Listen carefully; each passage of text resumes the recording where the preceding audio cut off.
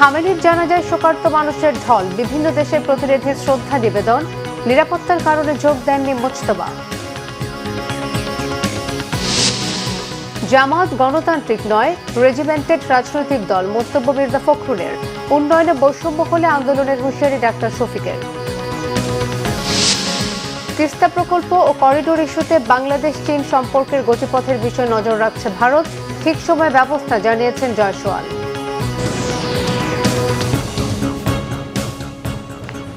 দেখছিলেন সংবাদ শিরোনাম, এবারে বিস্তারিত। শুরুতে বিশ্বকাপ ফুটবল প্রসঙ্গ। দর্শক, এই মুহূর্তে ঢাকা বিশ্ববিদ্যালয়ের টিএসসিতে আছেন বিশেষ প্রতিনিধি রোকনুজ্জামান। সরাসরি যুক্ত হচ্ছে তার সাথে। রোকন, আর্জেন্টিনার সমর্থকদের উপস্থিতি কেমন, তাদের প্রতিক্রিয়া আমাদের জানাবেন।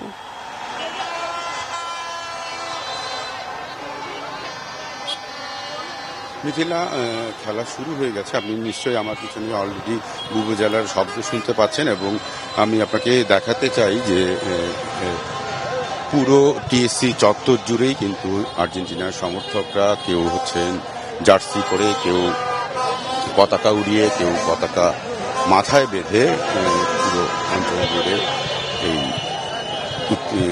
উল্লাস প্রকাশ করছেন। এবং যেহেতু খেলা শুরু হয়ে গেছে এবং খেলা শুরু হয়ে যাওয়ার জন্য এখন এতক্ষণ ধরে যেই সবার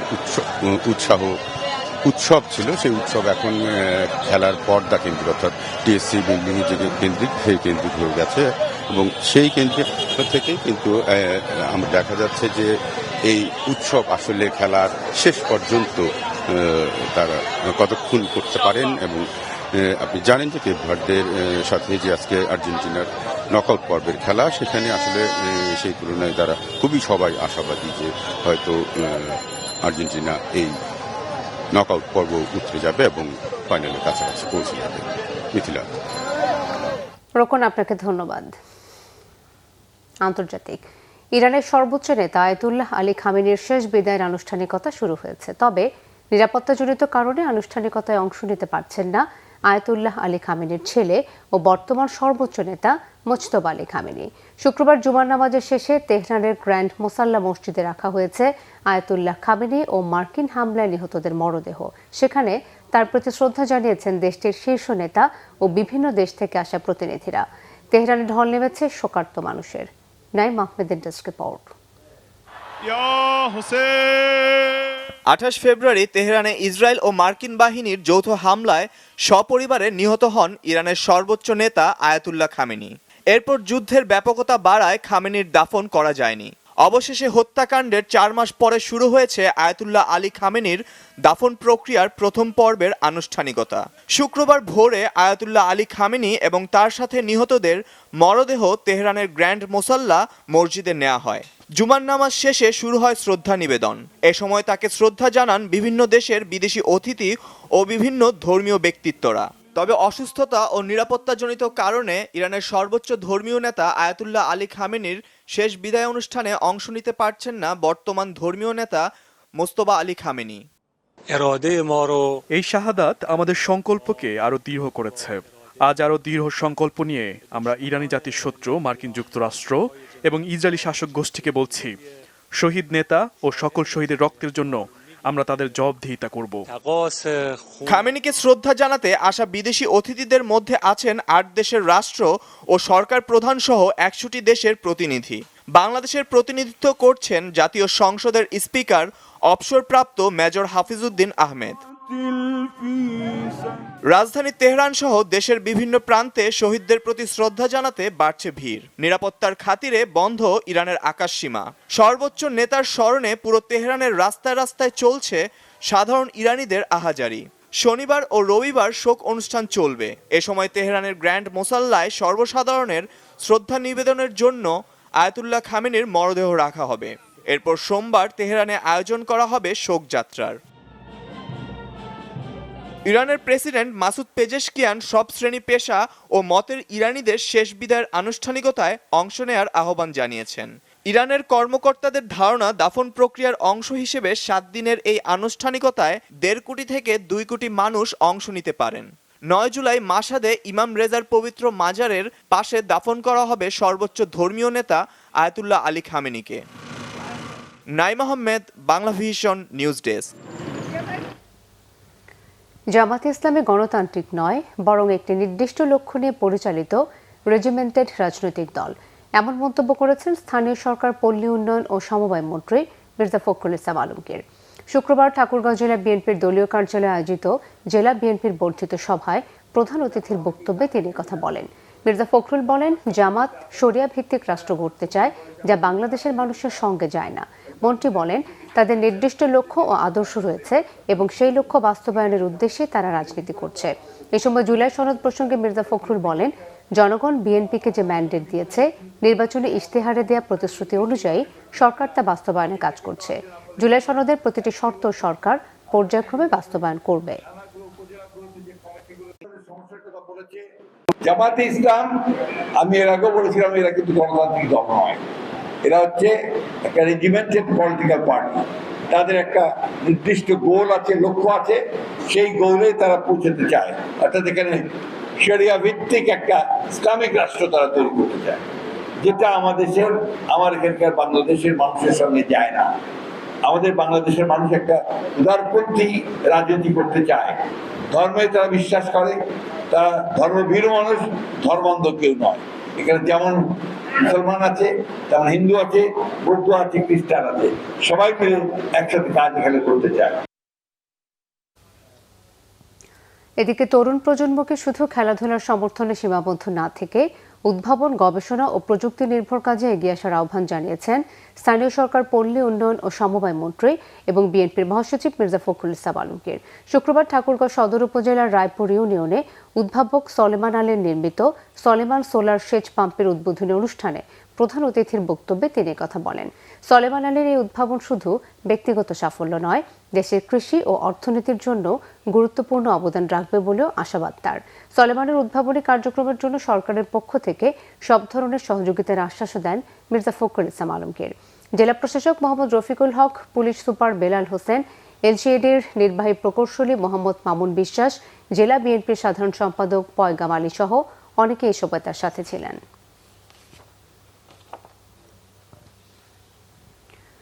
স্বাধীনতা ও সার্বভৌমত্বের প্রশ্নে কোনো আপোষ হবে না, মন্তব্য করেছেন সংসদের বিরোধী দলীয় নেতা ও জামাত ইসলামের আমির ডাক্তার শফিকুর রহমান। শুক্রবার সকাল 10টায় নেত্রকোনার সার্কিট হাউসের সম্মেলন কক্ষে প্রিন্ট ও ইলেকট্রনিক মিডিয়ায় সাংবাদিকদের সাথে মতবিনিময় সভায় প্রধান অতিথির বক্তব্যে তিনি কথা বলেন। ডাক্তার শফিকুর রহমান বলেন, এদেশের 1 ইঞ্চি বালুকণার ওপরেও কাউকে পা রাখতে দেওয়া হবে না। প্রয়োজনে দেশপ্রেম ও ইমানি শক্তি নিয়ে সীমান্তে বিজিবির পাশে দাঁড়িয়ে যেতে হবে। এদেশ সবার, তাই দেশ রক্ষায় সকলকে এগিয়ে আসার আহ্বান জানান বিরোধী দলীয় নেতা। দেশ আমাদের যেহেতু সবার, 1 ইঞ্চি জায়গা কেন একটা বালুর উপরে কাউকে পা রাখতে দেবো না। এই জায়গায় আমাদের বিজিবির পাশাপাশি আমরা সবাই বিজিবি হয়ে আমরা ওখানে দাঁড়ায় যাবো। বিজিবির হাতে অস্ত্র থাকবে, আমাদের বুকের দেশপ্রেমের অস্ত্র নিয়ে আমরা দাঁড়ায় যাব। তথ্য সম্প্রচার মন্ত্রী জহিরুদ্দিন স্বপন বলেছেন, তথ্য সন্ত্রাস রুখতে সরকার সাইবার সুরক্ষা আইন নিয়ে কাজ করছে। তিনি বলেন, বস্তুনিষ্ঠতাই হচ্ছে গণমাধ্যমের একমাত্র মানদণ্ড। এদিকে attorney general barrister Ruhul Quddus Kajal বলেছেন, সাংবাদিকতার নামে ক্ষমতার তোষণ থেকে গণমাধ্যমকে বের করার সংস্কৃতি চালু হয়েছে দেশে। আহমেদ সরোয়ারের রিপোর্ট। দেশের আইন বিষয়ক সাংবাদিকদের সংগঠন ল রিপোর্টার্স ফোরামের বার্ষিক সাধারণ সভা হয় শুক্রবার। সুপ্রিম কোর্ট আইনজীবী সমিতি ভবনে অনুষ্ঠিত এই সভায় তথ্য সম্প্রচার মন্ত্রী জহিরুদ্দিন স্বপন বলেন, রাষ্ট্র এবং সমাজকে নিখুঁতভাবে গড়ে তুলতে গণমাধ্যমের ভূমিকা অপরিসীম। গণমাধ্যমকে যে কোনো সভ্য সমাজ এবং রাষ্ট্রের আয়না হিসেবে গণ্য করা হয়। আমরা দেশের সাইবার লকে নিয়ে কাজ করতে মন্ত্রী পরিষদ আমাকেও একজন সদস্য রেখেছেন। ওখানে কাজটা করার জন্য আপনাদের মধ্যে কিন্তু এক্সপার্ট লাগে। সরকার, রাষ্ট্র আপনাদের কাছ থেকে প্রয়োজনীয় আইনি সংস্কার এবং রূপান্তর প্রক্রিয়ার সঙ্গে সামঞ্জস্য করে এটাকে অ্যাপ্লিকেবল করা, এটাকে ডুয়েবল করা, এটাকে ওয়ার্কেবল করা, এর জন্য যে পরামর্শগুলি সেগুলি আপনাদের কাছ থেকে নেয়ার জন্য আমরা আপনাদের দ্বারস্থ হব।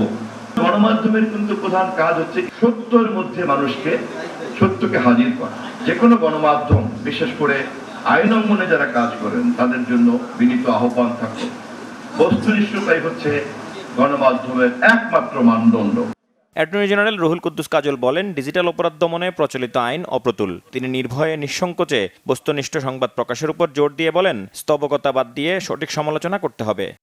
সাংবাদিকদের কিছু রাজনৈতিক নেতা মন্ত্রীদেরকে তুষ্ট করার জন্য স্তবকতা, আমরা অতি সম্প্রতি বাংলাদেশের প্রধানমন্ত্রীর সর্বপ্রথম বিদেশ সফরের পরে এখনো পর্যন্ত দেখতে পাইনি। এটা স্বস্তির জায়গা। সরকারের পক্ষ থেকে কোনো সময় মেইন স্ট্রিম মিডিয়ার সংবাদ প্রকাশের ক্ষেত্রে কোনো বাধা প্রদান করা হচ্ছে না, এটা স্বস্তি। কিন্তু এই কথাও সত্যি, আমরা কিন্তু সোশ্যাল মিডিয়ার নামে নানাভাবে ভালো কাজেরও অযথা সমালোচনা, নানা মানুষকে মেলাইন করা এবং নানাভাবে মানুষকে কিংবা ভালো রাষ্ট্রের ভালো কাজগুলোকে ডিসক্রেডিট করা একটা অপচেষ্টা আমরা লক্ষ্য করে থাকি। সেক্ষেত্রে আমার মনে হয় সময় এসেছে আইনি কাঠামোর মাধ্যমে এই ধরনের অপসাংবাদিকতা, অপতথ্য, অপপ্রচার যারা চালাবেন তাদের বিরুদ্ধে আপনাদের আইনানুগ ব্যবস্থা গ্রহণ করতে হবে। উচ্চ আদালতে সাংবাদিকদের প্রবেশাধিকার নিয়েও কথা বলেন আলোচকরা। এই জায়গায় দীর্ঘকাল সাংবাদিকরা আদালতে প্রবেশ করতে পেরেছে অনেক লড়াই সংগ্রামের মধ্য দিয়ে। হঠাৎ কি এমন হলো যে সাংবাদিকরা আদালতে প্রবেশ করতে পারবে না? আমি মনে করি জনগণের তথ্য জানার অধিকার আইনের মধ্যে লিপিবদ্ধ আছে। আসলে এটা মত প্রকাশের স্বাধীনতার সঙ্গে যায় না, যেখানে সারা দুনিয়াতে লাইভ ব্রডকাস্ট হচ্ছে, লাইভ সম্প্রচার হচ্ছে, আর আমরা সাংবাদিকদেরকে কোর্টরুমে ঢুকতে দিচ্ছি না। এটি কোনো সঠিক কাজ হইতে পারে না। গণমাধ্যম যত নিখুঁতভাবে দায়িত্ব পালন করবে, সমাজে মানুষের মনোজগতে গুরুত্বপূর্ণ বিষয়গুলো তত বেশি স্থান করে নেবে বলেও উল্লেখ করেন আইনজীবী ও সাংবাদিক নেতারা। আহমেদ সরওয়ার, বাংলা ভিশন, ঢাকা। বিশ্বকাপ খেলাকে কেন্দ্র করে রাজধানীর আদাবরে বিএনপি নেতা আবুল বাশার খুন হয়েছে। আর খুনে জড়িত অভিযোগে 4 জনকে আটক করেছে গোয়েন্দা পুলিশ। খেলা দেখাকে কেন্দ্র করে তাৎক্ষণিক বাকবিতণ্ডা থেকে ছুরিকাঘাতের ঘটনা ঘটেছে বলে জানিয়েছে পুলিশ। এদিকে দেলোয়ার হোসেন সাঈদীর পক্ষে সাক্ষী সুখরঞ্জন বালিকে গুমের ঘটনায় গ্রেফতার করা হয়েছে সাবেক সহকারী পুলিশ সুপার ফজলুর রহমানকে। রিপোর্ট ফজলের আবদির। ঘটনা গেল মঙ্গলবার রাতের। জাপান ব্রাজিল ম্যাচকে কেন্দ্র করে আদাবর এলাকায় দ্বন্দ্বে জড়িয়ে পড়ে দুই পক্ষ। পরে স্থানীয় বিএনপির নেতারা বিষয়টি মীমাংসার উদ্যোগ নিলে সেখানে হামলা চালানো হয় বিএনপি নেতা আবুল বাশার সাদ্দামের ওপর।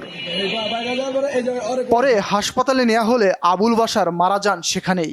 গুরুতর আহত অবস্থায় আরেক নেতাকে ভর্তি করা হয় হাসপাতালে। হত্যার সাথে সরাসরি জড়িত রিপন সহ 4 জনকে ময়মনসিংহ থেকে গ্রেপ্তার করা হয়েছে। গোয়েন্দা পুলিশ বলছে, রাজনৈতিক শত্রুতা বা আধিপত্য বিস্তার নিয়ে বিরোধের কোনো তথ্য পাননি তারা। হত্যাকাণ্ডে যিনি সরাসরি জড়িত ছিল সেই আসামিকে আমরা গ্রেপ্তার করেছি। এখনো মামলা দায়ের হয়নি, মামলা দায়ের প্রক্রিয়াধীন। মামলা দায়ের হলে এগুলো তদন্ত করে ওখানে তারও জড়িত ছিল তাদেরকে অবশ্যই আমরা আইনের আওতায় নিয়ে আসবো। যে কোনো ধরনের অনাকাঙ্ক্ষিত ঘটনা এড়াতে বড় স্ক্রিনে খেলা দেখানোর জায়গাগুলোতে নজরদারি বাড়ানো হচ্ছে। খেলায় হার জিত থাকবে, যেটা হোক আমি আমারটা নিয়ে আনন্দ করব, অপরকেও তার সুযোগ দিতে হবে তারটা নিয়ে আনন্দ করার জন্য। আর যেটা বললেন যে বড় বড় স্ক্রিনে দেখা হয়, এটা আমরা করতেছি এবং এটা আমাদের থানা থেকে বলা হয়েছে যে কোথায় কোথায় এরকম স্ক্রিনটা নেয় তাদের সঙ্গে যোগাযোগ করবে, তারাও লোক রাখবে, আমরাও লোক রাখবো, যেরকম ওরকম কোনো অনাকাঙ্ক্ষিত ঘটনা না ঘটে।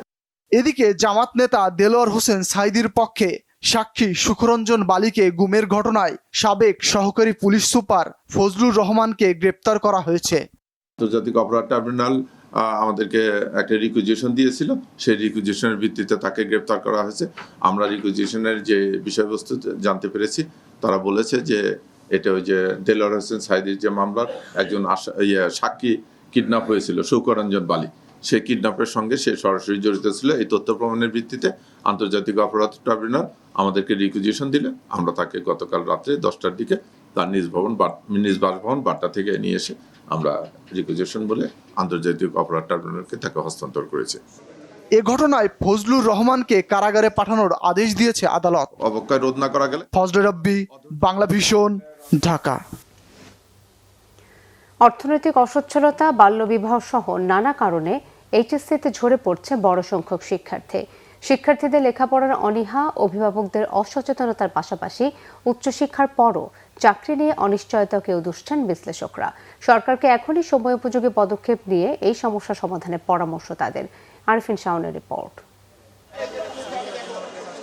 বৃহস্পতিবার থেকে সারা দেশে শুরু হয়েছে এইচএসসি ও সমমানের পরীক্ষা। হিসাব বলছে নিবন্ধন করেও 36% শিক্ষার্থী এবার এইচএসসি পরীক্ষা দিচ্ছে না। এমনকি প্রথম দিনেই পরীক্ষায় অনুপস্থিত 24,000-এর বেশি শিক্ষার্থী। 2024-25 শিক্ষাবর্ষে 11টি শিক্ষা বোর্ডের অধীনে এসএসসি ও সমমানের পরীক্ষায় পাশ করে একাদশ শ্রেণীতে নিবন্ধন করেছিল প্রায় 15 লাখ শিক্ষার্থী, অর্থাৎ প্রায় 5.5 লাখ শিক্ষার্থী পরীক্ষায় অংশ নিচ্ছেন না এবার। এর কারণ হিসেবে অর্থনৈতিক অসচ্ছলতা, বাল্যবিবাহ, অভিভাবকদের অসচেতনতাকে দায়ী করছেন বিশ্লেষকরা। প্রায় 51% মেয়েদের বিয়ে হয়ে যায়, এটা বাংলাদেশের চিত্র। তো এর ভিতরে তো অনেক মেয়ে ডেফিনেটলি তাদের যখন বিয়ে হয়ে যায় তারা আর এই পরীক্ষাটাকে বা লেখাপড়াটাকে একটা গৌণ বা একটা ছোট ব্যাপার বলে মনে করে। আর একটা জিনিস, আমাদের দেশে অলমোস্ট বেকারত্ব, কর্মসংস্থানের খুবই সমস্যা। এখানে একটা ছেলে যে উচ্চ শিক্ষা লাভ করে ইন্টারমিডিয়েট অথবা অনার্স বা ডিগ্রি বা পাশ করে যে চাকরি পাবে, এরকমের নিশ্চয়তার দেওয়ার মতো কোনো জায়গা বাংলাদেশে নেই। কারণ যদি দেখি যে মেয়েদের ক্ষেত্রে সাধারণত যে অল্প বয়সে বিয়ে হয়ে যায়, বিয়ে হয়ে যাওয়ার পর তারা আর পড়াটা প্রয়োজন মনে করে না। আর ছেলেদের ক্ষেত্রে বিশেষ করে ঢাকা শহরে না হলেও একটু গ্রাম অঞ্চল, প্রত্যন্ত গ্রাম অঞ্চল, তারা কিন্তু এই পড়াশোনার সাথে তারা দৈনন্দিন যে আর্নিং, যে আমি উপার্জন করব, যেটা ফ্যামিলি চালাবো, সেটাতেই তারা গুরুত্ব দেয়। শিক্ষার্থীদের লেখাপড়া থেকে দূরে সরে যাওয়ার প্রবণতাতেও তারা উদ্বেগ প্রকাশ করেছেন। তাদের আসলে কি কি সাপোর্ট দরকার, সেই সাপোর্টগুলো দিয়ে তাদের ধরে রেখে যদি তাদেরকে স্কিল করা যায়, আমার মনে হয় গভর্নমেন্টের প্রথমেই এটা দেখা উচিত। কাজের সাথে সাথে যদি তাদেরকে আমরা যেটাকে ইন্টার্নশিপ বলি, ওদের পড়ার সাথে সাথে কিছু সময় যদি যেখানে কাজ করার সুযোগ হয় সেখানে দেওয়া যেতে পারে, তাহলে দুটার মধ্যে তারা হয়তো সমন্বয় করতে পারে, কিছুটা ইন্টারেস্ট হতে পারে। এটা আমাদের দুর্ভাগ্যজনক। আমরা সরকার বলেন আর আমাদের সমাজ বলেন আর আমাদের শিক্ষা ব্যবস্থা বলেন, আমরা কেন এই ছেলেদেরকে এই পর্যায়ে আনতে পারলাম না? এই স্ট্রিম থেকে যেন বাদ না পড়ে, সেজন্যে তাদের বিভিন্ন জায়গায় ইনসেন্টিভ দেওয়া। মেয়েদের ব্যাপারে আরও একটু ম্যান্ডেট কড়াকড়ি করতে হবে, তারা যেন বাল্য বিবাহ অর্থাৎ 18 বছরের আগে যেন বিয়েটা না করতে পারে। শুধু বাজেটের শিক্ষাখাতে বাড়তি বরাদ্দ নয়, শিক্ষা ব্যবস্থার আমূল পরিবর্তন দরকার বলেও মনে করেন শিক্ষা সংশ্লিষ্টরা। আরিফিন শাওন, বাংলা ভিশন, ঢাকা। নতুন বাজেটে 63টি নিত্য প্রয়োজনীয় পণ্যের উপর নতুন কোনো কর আরোপ না করায় বাজারে নিত্য পণ্যের দাম কমবে, এমনটা আশা থাকলেও বাস্তবে তার কোনো চিহ্ন নেই।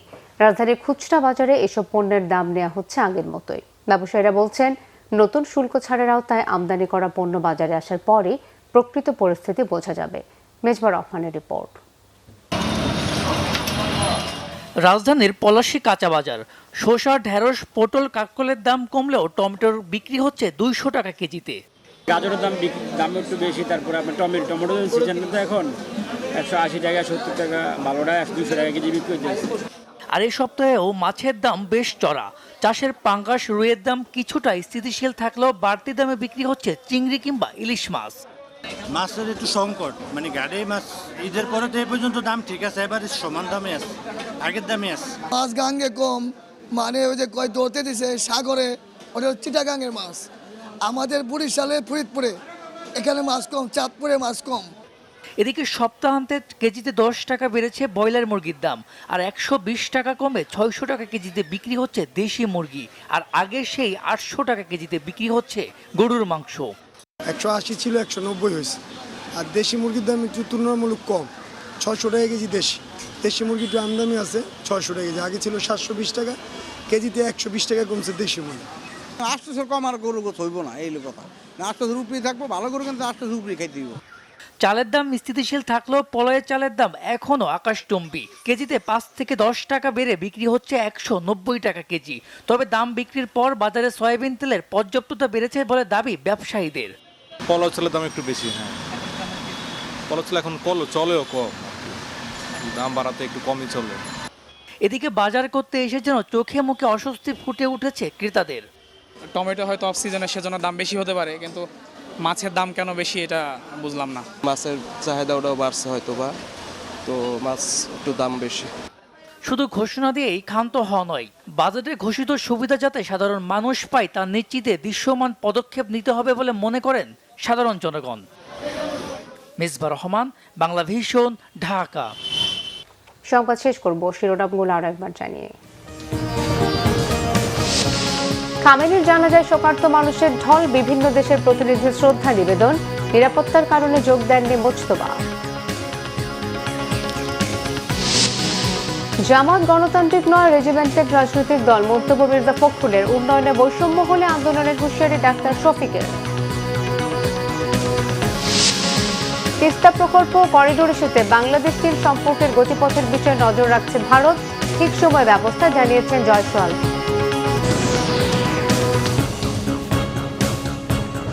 এই ছিল এখনকার মতো, পরের সংবাদ সকাল 7:30টায় দেখার আমন্ত্রণ রইল। এছাড়াও বাংলা ভিশন সংবাদ ও সংবাদ সংশ্লিষ্ট অনুষ্ঠান দেখতে ভিজিট করুন www.bvnews24.com ও facebook.com/banglavisionnews এবং সাবস্ক্রাইব করুন youtube.com/banglavisionnews।